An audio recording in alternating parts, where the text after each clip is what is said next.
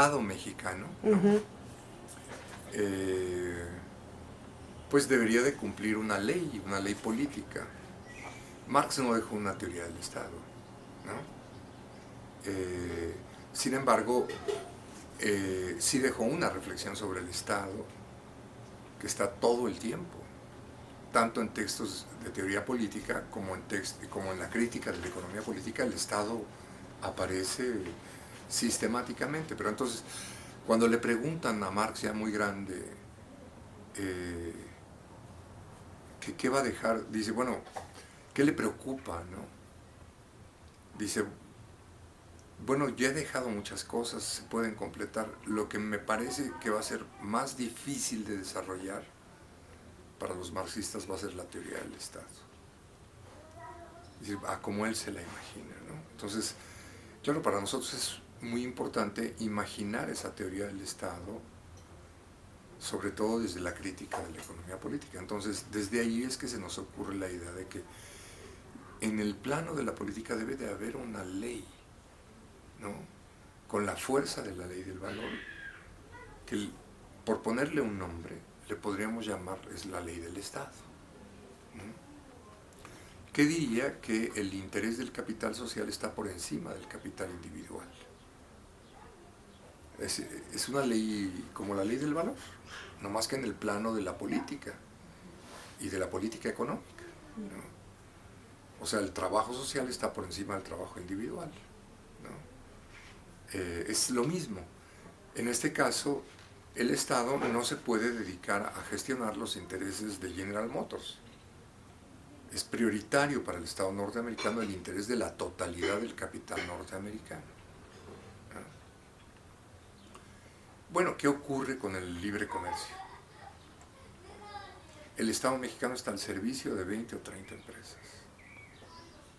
Cuando el Estado adopta como política estructural, no coyuntural, servir permanente y sistemáticamente a un grupo de capitales privados, a eso le llamamos desvío de poder,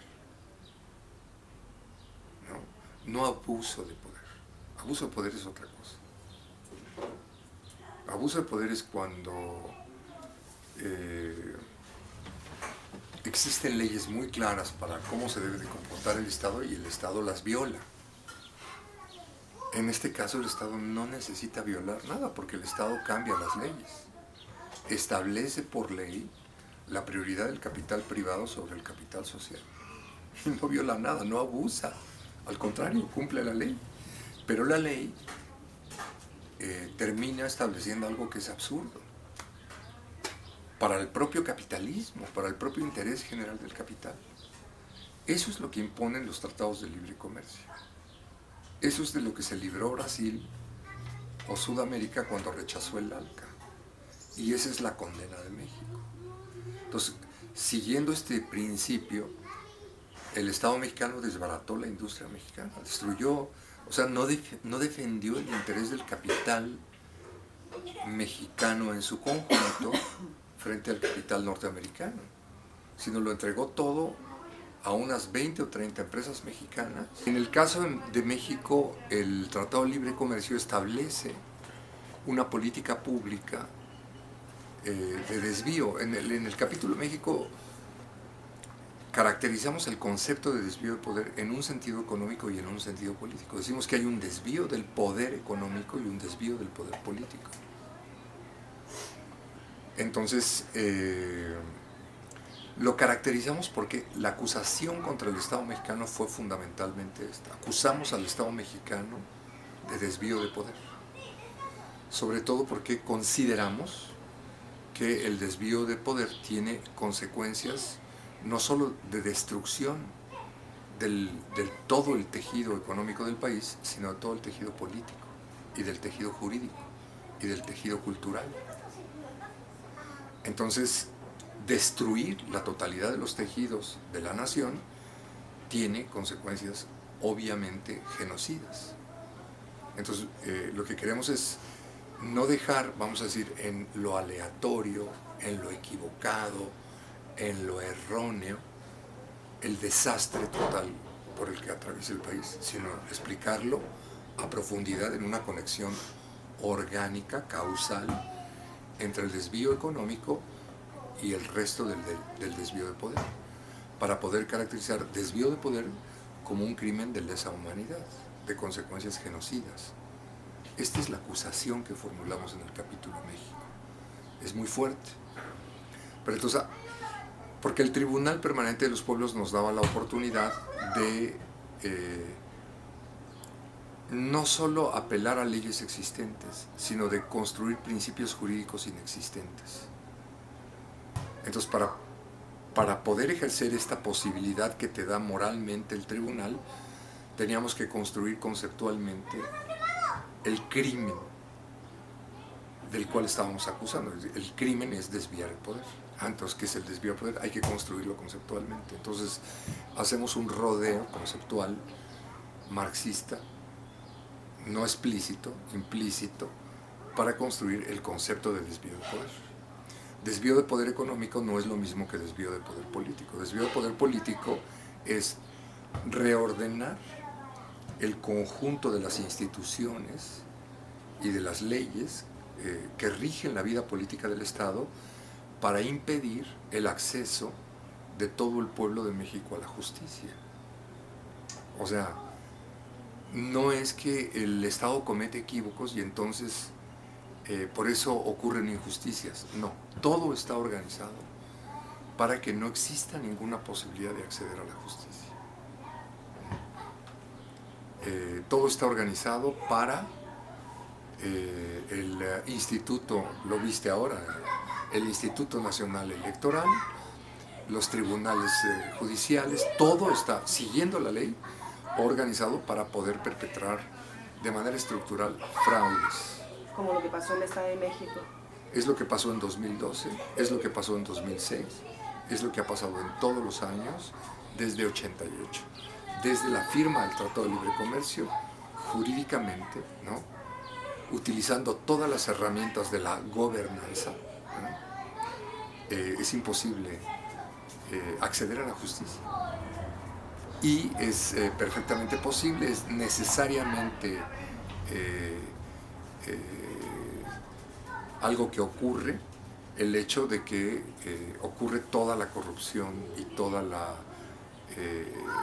el monopolio del poder político por parte de los partidos políticos. Esto es, digamos, hicimos como la anatomía puntual del trabajo. Este es un libro que está casi terminado, que se llama Desvío de Poder, que tiene dos partes. La parte primera es desvío de poder económico, la segunda parte es desvío de poder político. Que es todo un trabajo que desarrollé con Raimundo Espinosa, es un compañero abogado marxista, especialista también en teoría política, y pues presentamos el concepto de desvío de poder, es decir, en la idea de que el desvío no es... El abuso de poder es un acto singular. En cambio, el desvío de poder en realidad es un todo, ¿no? Es una red de actos, no es un acto singular, es una red sistemática de una totalidad de actos y al mismo tiempo es un proceso, ¿no? O sea, es una red de acciones de ingeniería institucional y de ingeniería jurídica que establecen una red, ¿no?, que impide pues que los trabajadores defiendan sus derechos sindicales. México tiene el salario más bajo del mundo. Que las mujeres reclamen sus derechos. México es el país donde más mujeres se asesinan en el mundo. Que la prensa pueda actuar. México es el país, el tercer país de más violencia contra periodistas en el mundo. Que a los campesinos se les pueda despojar la tierra, se les puedan cancelar los derechos, que a los pueblos indios se les pueda asediar, ¿no? Es decir, todo esto no son cosas aleatorias, sino responden a una ingeniería muy cuidadosa, que además no la llevan a cabo los grandes sabios de las instituciones y de las estructuras judiciales de México. O sea, no es una acción pura y exclusivamente de los, vamos a decir, de los sabios juristas del Instituto de Jurídicas de la UNAM, o de los grandes abogados de las universidades de derecha, de la Universidad Panamericana. No, esto viene directamente y es un proceso que va destilándose de parte de las transnacionales de la ley, que son las empresas de accountability, ¿no? Las empresas que llevan, vamos a decir, todo lo que es el manejo de acumulación, de qué tantos impuestos se deben de pagar, y qué tan bien o qué tan mal funciona una empresa, ¿no? Esas son las grandes transnacionales que diseñan la deslocalización, el no pago de impuestos. Son las grandes empresas que diseñan los paraísos fiscales. Todo eso está diseñado con ingeniería jurídica puntual. Estoy pensando en PricewaterhouseCoopers, ¿no? Son 4 gigantes. Ellas son las que van diseñando cómo se privatiza y se desmantela Pemex. Pemex era la 7ª empresa petrolera más importante del mundo. Ya no queda nada. O sea, eso va a empezar en Brasil. Pero está empezando. Porque no los han dejado.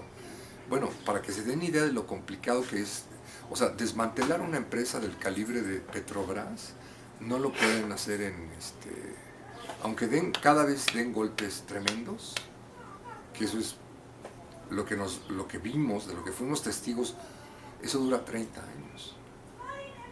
Porque todo México estaba hecho desde Pemex. Entonces, es como si tú quieres destruir un muro de concreto de 30 metros de espesor. Imagínate un muro de concreto de 30 metros. Pues no puede, ni con una bomba atómica lo mueves, ¿no? Entonces tienes que ir poco a poco, porque estás destruyendo la empresa de la que depende la totalidad de la nación. Entonces, ese tipo de ingeniería jurídica lo hacen estas empresas, ¿no? De contabilidad y de administración. Estas grandes transnacionales, que son las que llevan a cabo la ingeniería jurídica en combinación con los, vamos a decir, como los grandes sabios jurídicos y politólogos, que van cambiando todas las reglas del juego, de la política, de las instituciones y de las leyes. Nosotros, el trabajo que hicimos lo pensamos mucho en, sobre todo, poder ofrecerles a todos los demás países una explicación conceptual, puntual, muy profunda, de cómo es que un tratado de libre comercio desmantela un país.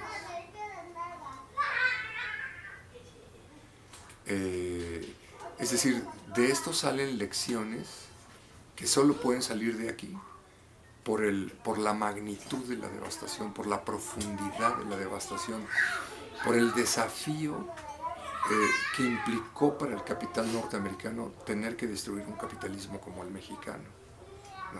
No fue cualquier cosa. Entonces deja muchísimas lecciones, pero para eso hay que entrar en las profundidades. Entonces, claro, en México, por la pregunta que me hacían, había una gigantesca industria. Era fenomenal. O sea, era una industria minera próspera, era una industria siderúrgica próspera, era una industria metalmecánica próspera, y estaban haciendo una industria automotriz, productora de camiones y de automóviles. ¿Qué queda de eso? Alguna maquiladora de autopartes. ¿Qué es eso? ¿No? En su lugar está General Motors, Chrysler, Ford, todas las europeas y todas las asiáticas, y dominan todo el territorio y producen como en ningún otro lugar. México es es el mayor importador de metales de todo el mundo. Importa metales y metales, y entonces hay gigantesca siderurgia y se exportan vehículos automotores. Somos el tercer exportador mundial. Es una gran industria, extraordinariamente automatizada, a los más altos niveles. Toda la industria automotriz que exporta 3 millones y va para 4, ¿no?, de automóviles, le da empleo a 50,000 trabajadores. Digamos, en lo que es la gran industria productora de automóviles. No genera empleo. Entonces, ¿qué es lo que usan de México? El territorio, porque está en los corredores de salida estratégicos. Entonces, es el uso del espacio, de la territorialidad, de los grandes corredores, y el uso del agua. Porque es que la producción de cada automóvil se lleva... Bueno, hay muchos escenarios. El escenario conservador dice que consume 300,000 litros de agua cada auto. El mediano dice que es 500,000 de litros de agua, y el escenario muy, muy alarmante es el que dice que no, que se consume 1,000,000 de litros de agua. Yo estoy por meterme a revisar las metodologías de cálculo de huella de agua, pero es dificilísimo, es un tema en el que soy nuevo. Pero lo que es un hecho es que todos los ríos están deshechos en México. Pues el 95% de los ríos en México están contaminados, están destruidos. Y todo esto es gracias a una ingeniería jurídica que permite el uso del agua sin ningún tipo de restricción, o la producción de basura industrial sin ningún tipo de regulación. O sea, el desastre ambiental, México está entre los países con mayor destrucción ambiental, no de América Latina, sino del mundo. Está en un nivel de devastación ambiental fenomenal. Y todo eso tiene una ingeniería jurídica finísima y una ingeniería institucional fina. Y cada año se afina más. Es como un proceso en donde estás haciendo una imagen con cada vez más píxeles, ¿no? Es decir, cada vez tiene un nivel de concreción el desvío de poder, la ingeniería jurídica para la extracción y el uso del territorio, que no termina nunca, ¿no? Eso es lo que les estoy tratando de comunicar en la idea de que ustedes están comenzando. O sea, no crean que porque lo que se vive ya es muy grave, ya llegaron al tope. No, les falta muchísimo. Y todo eso lo pueden aprender si estudian a detalle el caso México, el caso de desvío de poder. Esa es la importancia del capítulo México, que documentó desde las organizaciones sociales, o sea, 2,000 organizaciones sociales formularon 400 acusaciones puntuales in situ de diferentes aspectos de la devastación nacional, y al mismo tiempo no solo, vamos a decir, se amontonó cientos de acusaciones, sino que se los intentó articular conceptualmente en una acusación bastante precisa, que es la acusación de desvío de poder, ¿no? Entonces, bueno, este material yo creo que les puede resultar muy útil.